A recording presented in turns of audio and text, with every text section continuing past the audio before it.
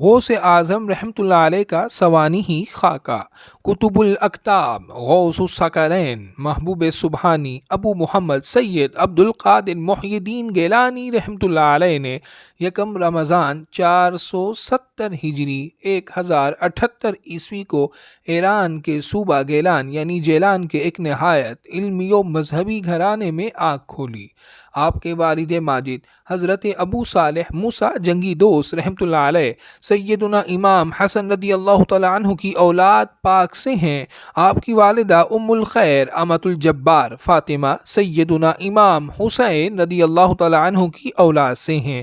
یوں آپ نجیب الطرفین حسنی حسینی سید ہیں۔ والد گرامی آپ کی کم عمری میں ہی وصال فرما گئے تھے۔ آپ 18 سال کی عمر تک گیلان میں ہی علم دین حاصل کرتے رہے، پھر والدہ ماجدہ سے اجازت لے کر 488 ہجری میں بغداد کی طرف روانہ ہوئے اور 9 سال تک بغداد میں اکابر اساتذہ سے ظاہری و باطنی علوم حاصل کیے۔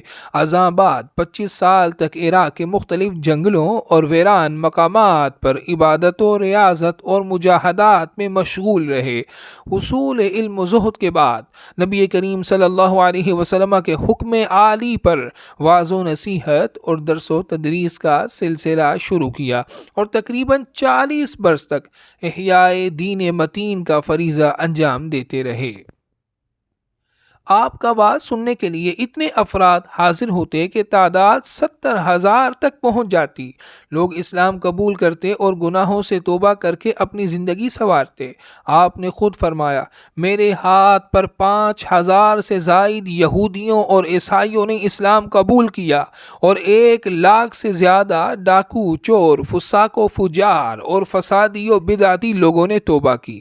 آپ کی تحریر کردہ کتابوں سے واضح ہے کہ آپ عقیدہ کے اعتبار سے پختہ سنی تھے اور عمر بھر اہل سنت و جماعت کے عقائد کی ترجمانی فرماتے رہے، جبکہ فقہی اعتبار سے آپ امام احمد بن حنبل علیہ رحمہ کے مقلد تھے۔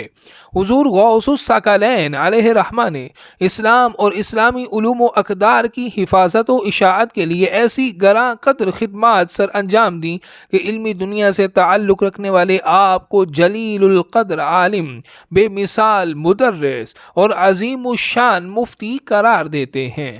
تصوف و روحانیت میں ایسا مقام پایا کہ صوفیہ آپ کو قطب الاقطاب و غوث اعظم تسلیم کرتے ہیں اور آپ سے نسبت کو اپنے لیے اعزاز سمجھتے ہیں۔ سماجی و رفاہی خدمات کا یہ عالم ہے کہ آپ کو اپنے وقت کا سب سے بڑا سماجی رہنما کہنا بے جا نہیں۔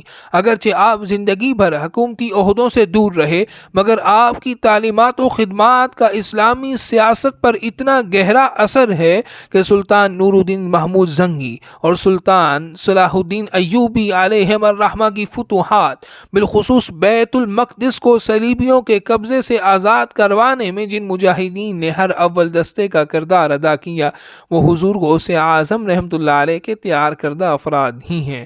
دینی خدمات سے بھرپور زندگی گزارنے کے بعد 561 ہجری 1166 عیسوی کو 91 برس کی عمر شریف میں آپ نے دار فانی سے دار بقا کی طرف کوچ کیا اور عراق کے شہر بغداد میں دفن ہوئے۔